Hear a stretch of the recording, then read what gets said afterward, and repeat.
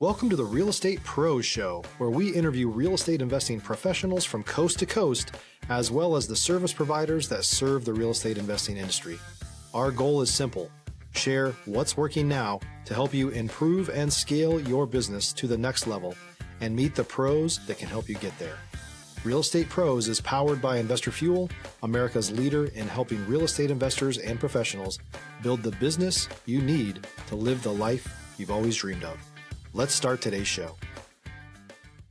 Property insurance for real estate investors doesn't have to be difficult, but it does need to be there to protect you when you need it. MyInvestorInsurance.com not only provides insurance at 15 to 30% cheaper than traditional agencies, it's built specifically for real estate investors like you.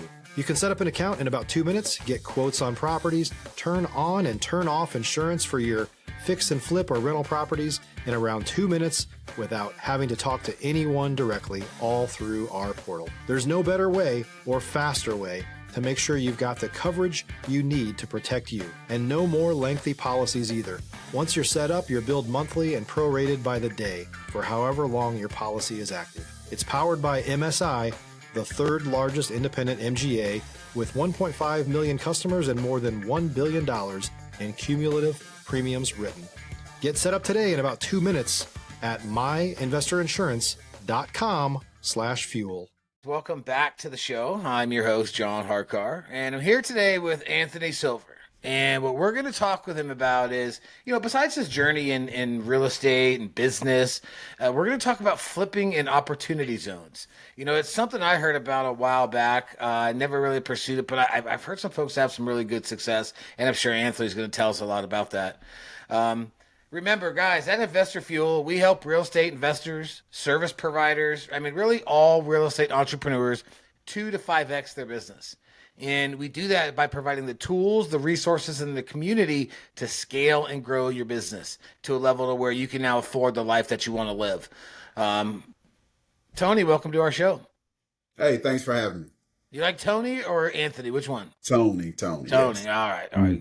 Because some people don't like, like my brother likes to be called Chuck, not Charles, and he hates that. But so I'm excited to talk about the opportunity zone thing. Once again, I learned a little bit about it back in the day, but I never really did anything on it.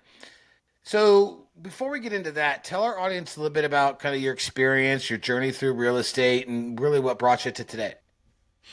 I've been in real estate probably around 14 years. I started taking it serious about 11 years when I actually created my LLC. I am the owner and proprietor of Red Door Properties Group, LLC, here in Louisville, Kentucky. Nice Midwestern, or between Midwestern and Southern, city, to where we haven't experienced the big highs and the big lows. So we're right in the middle. Good, robust market, low inventory. So we're able to create some really good flips and income, and we have quite a few rentals also. Awesome. So if you've ever watched any of my podcasts, you'll know I like to go back. I think there's a lot of value in the journey and in the story. So Okay. You said you've been doing it for about 14 years. What did you do before real estate? Well, actually, it's kind of funny. This is going to be funny. I actually, after serving a 10-year prison sentence and getting released, I actually was able to acquire a pretty good paying job, but I knew I'd be going in real estate. So while in prison, I became a certified carpenter and electrician.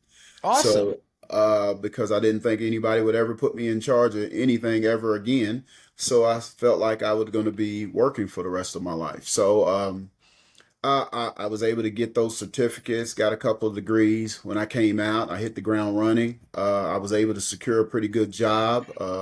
And then we jumped right head first into real estate. My very first experience, I actually I bought a house 6 months out of prison, and we moved in it. Once we got stabilized, I decided I was going to get a rental, and I bought a house. Didn't have any money. Was able to take a little bit off my 401k, and I did all the work myself, all the nights and weekends, and we finally finished it and got a rental. And then, we haven't looked back since. Stop living on an island and join the #1 mastermind in America for professional real estate investors. Investor Fuel is a community of hundreds of the nation's top investors working together to build stronger businesses and better lives. In addition to the amazing community of real estate investors acting as a board of advisors for one another, Investor Fuel members have access to 100% funding on purchase and repairs for our members only, a health insurance program, and benefits and discounts that more than pays for the membership of most of our members, meaning it's actually costing you money to not be a member of Investor Fuel. If you're looking to scale your business and build a business that allows you to live the life of your dreams, please visit investorfuel.com today and book a call with our team. And I want to touch back on something. You said that, you always knew you were going to be in real estate. So you picked up these trades, which I think is tremendous. I think a lot of people undervalue the fact of learning some of these trades to help you develop in the business if you're going to plan to own your own. But why did you know? How did you know you were always going to be in real estate? Did you read a book? Did you have someone in real estate in your life? Oh, we read all the books. Rich Dad, Poor Dad. Okay, I was waiting to hear that Think one. and Grow Rich. I read every piece of literature that I could get my hands on, and it just all led to real estate. When they talk about passive income, I've been doing it for 14 years, and I haven't been able to secure the passive part. I've gotten the income, but it's definitely not passive, Yeah, I don't think flipping or even holding rentals by any means is really passive income because you're always working on something. So as you got out and you started doing these things and you got a good paying job, and then you eventually, like, what were some of the struggles that you had in learning or growing or being more efficient? Oh, one of the biggest things is being a certified carpenter or electrician. When you're negotiating with contractors and, you get a high bid or something like that, instead of actually, learning to be a better negotiator, I just decided I'll just do it myself. Yeah. And of course, you can't scale a business that way. And it was a hindrance in the beginning. It wasn't until I started doing general contracting work for other people that I realized that I can't be doing everything. I was just going to have to cut. I was messing with other people's money, so I just had to cut the check. Yep. So I had to become better at negotiating and following up and follow through and all of those things. So then that's the way I do it now. Okay. And did you end up branching out and delegating and like building a team, or are you just a one? Okay, you did. So yeah. And I had a conversation earlier, and I think it's at that stage to where we all want to do it on our own, but then we all turn into that the who, not how mindset, right? Who can help me achieve this? Exactly. And our businesses grow. So are you currently still working for someone? Did you go out and start your own? How long ago did that all happen? Okay, I ended up getting laid off at my job. I was there for about 9 years, and I ended up getting laid off, and then I just decided to take the leap of faith and and just do full-time real estate. Okay. So we've been doing that for about 5 years now. Awesome. Okay, and then you are in the Louisville market. Yes. What kind of properties are you flipping? Are you flipping single families? Are you flipping duplexes? What are you doing? I hold all the multifamilies. If I get a duplex, a triplex, or fourplex, I hold those. Okay. Just to put in my portfolio. I've got several single families also. When you're dealing with inner city, though, what people don't understand is some streets can never be flipped. They're always going to be rentals. Yeah. Just because of the safety, security, and the aesthetic of the neighborhood. Right. Street by street in opportunity zones. That's my competitive advantage. So if I get a house on a pretty good street that has the right factors that I'm looking for, the neighborhood decides whether or not it's going to be a flip or a rental. Sure. Okay.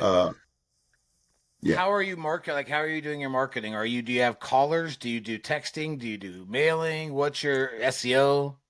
I've been really blessed. I use social media from the beginning process, from demo all the way up to completion.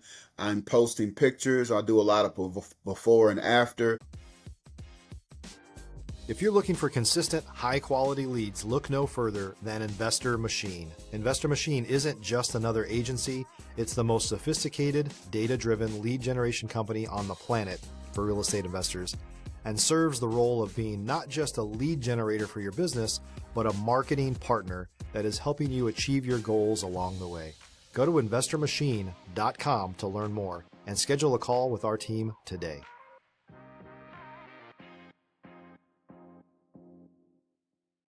I've developed a nice following. You can follow me on Facebook or Instagram.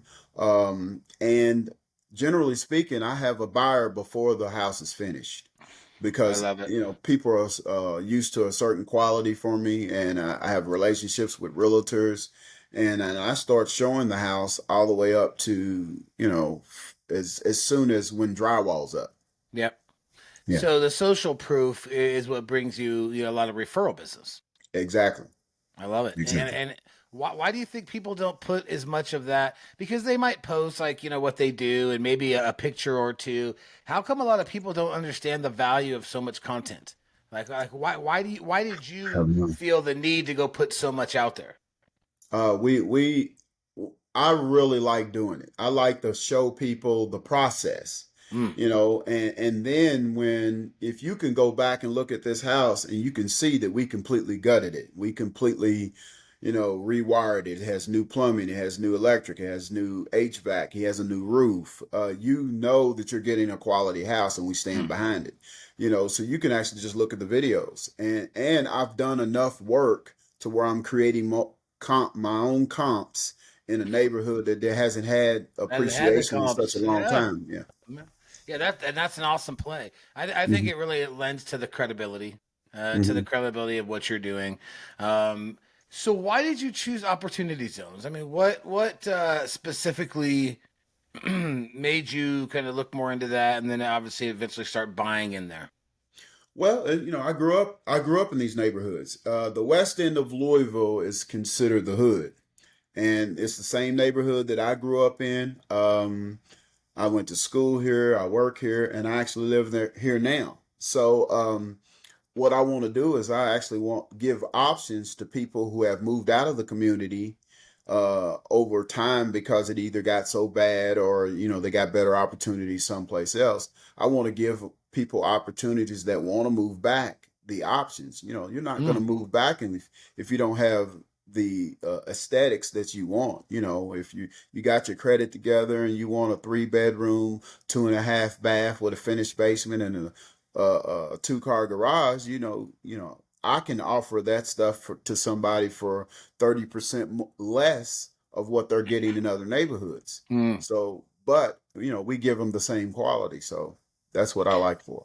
Do you feel that maybe people, yes, the house that you do are beautiful, but what about the one next door that's not, and the one next door that's not? I mean, do you think that's a reason maybe why people don't maybe come back as much because you have maybe just these solo houses that are fixed, not kind of the whole neighborhood gentrified, things like that? Right, right, and that's an issue. But what we're doing is we're actually creating wealth in those neighborhoods, and we're getting of course now that I sold this house for $200,000. The house that you have free and clear, it should be worth 160,000. So it helps the neighborhoods. Mm-hmm. But if I'm selling a house for say $200,000 and they go and in a neighborhood that's 15 miles away, that same house is 310,000. 300, yeah. Yeah. So and that's what type of quality we're giving them at that price. So um, I just haven't had any problem with that. Okay. Yeah. And then what are the benefits of investing in opportunity zones? Well, it's like if you see a neighborhood is transitioning, and we see them all over the country, Indianapolis, Cleveland, Atlanta, you see where whole neighborhoods are seeing investment. And once you see an investment, you're able to get on the ground floor when you see it changing. So the same house that's worth $200,000 now is going to be worth $300,000 in the next 10 years. So you really want the benefit is you're getting in before it gets too expensive. If you're a new or newer real estate investor looking to launch or grow your real estate investing business, please check out Investor Fuel Club. It's a coaching community, but unlike anything you've ever seen before. And you can actually partner with members of our mastermind from coast to coast on deals right in your market. There's no better opportunity to build a consistent business than to literally partner with pros to help you avoid costly mistakes, avoid the need for capital to do deals, and help you eliminate your fears as you're starting your business. Learn more about Investor Fuel Club at investorfuel.com/club. Are there any tax benefits? Because I mean, I think I read before something about deferred taxes and whatnot, being that it's an opportunity zone. It's like a XY 15 years down the road or The something like that. But state and local tax code will give tax benefits to buyers in those. in There's those all kinds specific of zones. incentives. There are all Okay. kinds of incentives. Yeah. Awesome. That's yeah, because that's what I remember. What drew it to me was a little bit of that tax issue or those tax benefits hmm for you. That's what made hmm me look into it. So, how many properties have you done in these opportunity zones? Oh man, I've probably done around 60 flips, and I Wow. have and I have 35 doors right now. Okay. Are you For rental. targeting specific neighborhoods, specific areas to maybe try to beautify it up a lot faster, right? As opposed to going this big broad circle. It's kind of organic. Okay. If I start a house on 100 uh 30 South 38th Street, when I start that project, I'm looking around for vacant and Mm, abandoned properties. yeah. Yep. I Good. just driving for dollars. As that project progresses, I'm trying to locate owners, absentee owners, distressed properties, and Hmm. I've been quite successful. I've done two, maybe three on a street because of that. Awesome. Just keep working in the neighborhood, Yeah. and then I've gotten calls from people that I've done houses in their neighborhood. Well, my grandmother is, she's not, we don't know what to do with the house, and it's in pretty bad shape. We didn't know it got this bad. Yeah. Would you come and take a look at it and see if you'd be interested in buying it? I've probably bought 10 houses like that Yeah. just because they've seen my work, and they know what I do in the community and what it means to me. They rather sell it to me than the guy that says we buy houses. Yeah. No, and it goes back to the credibility piece. You know what I hmm mean? That's and I think a lot of people don't take advantage of, when you're doing a deal or a flip or whatever. hmm Yeah, hit those homes right around there. Knock on everybody's doors. I mean, just, maximize the time in the area. So, do you feel that more people, do you see any trends of more people investing in these opportunity zones? Well, they've always invested in them. You Okay. know, it's just it just hasn't been available of people of color. You know, Mm, just generally speaking, it's been people with the big pockets. They can get the tax incentives. They can fill out the sure. paperwork. They have the infrastructure in for place. They have lending, and then they just were able to get the to benefit from the opportunity zone because there's tax credits. Yeah. Yeah. A tax credit is only good for those that are making a lot of money. Yeah, that's true. It Yeah. don't help the small guy as much. No, it doesn't help the small guy at all. So, for you, right? Mhm. What do you think have been some of your keys to success? Maybe things that kept you going, kept you on the right path, and just kept you driving to your goals. We have a model at Red Door, and it's we take houses nobody wants in neighborhoods very few believe in, rehab them as if we're going to move in, and sell them to people we hope to see every day. So if we those four principles, if we follow them, the rest will take care of itself. Yeah. For anybody that's out there listening that might want to get into investing in opportunity zones, maybe learn more about it, what kind of advice would you give them? Resources you can recommend to kind of really set them up for success? Local careers, wherever you are, real estate groups, RIAs, and stuff like that. man, it's just a wealth of knowledge because, it's like real estate. It's several ways to get where you need to go. You need to find where you want to fit. And it's somebody already doing what you plan on doing. So it's just, don't reinvent the wheel. Don't try to come up with something new. It's already been done. Just find out who's doing it and try to align yourself with them. Yep, that's the mastermind principle. Be around people that have done what you want to do and are far beyond where you want to go. That's Absolutely. awesome. I love all the information you shared with us today, Tony. If there's folks that are on here that are either in your area, maybe they want to do some deals with you, talk to you a little bit more, what's the best way for our audience to get a hold of you? Either Facebook or Facebook, I'm on Anthony Silver, just my name, or I've got a business page, a Red Door Properties Group. That's my business page. On Instagram, I'm Mr. Build the Block on Instagram, and that's how they can get a hold of me. Great name, Mr. Build the Block. I love it, dude. Tony, thank you again. I really appreciated your story, your journey. You dropped some good information. Folks at home, I hope you enjoyed this. I hope you took some good notes, and we will see you on the next one. Tony, thank you again. All right. Thanks for having me again. All right, cheers. All right, bye. Thanks for joining us for today's Real Estate Pros Show. You can learn more about the amazing benefits of the Investor Fuel Mastermind community, including surrounding yourself with hundreds of other rock stars, 100% financing for your deals, and members-only discounts from vendors you're likely already using that, as a member of Investor Fuel, will save you more than the cost of your membership. Visit investorfuel.com to learn more. If you're interested in joining us as a guest of this show, please visit investorfuel.com/pros to apply. You can also check the show notes for access to free resources, how to get access to world-class lead generation, and much more. Don't forget to subscribe so you never miss another episode. Have a great day. We'll see you on the next show.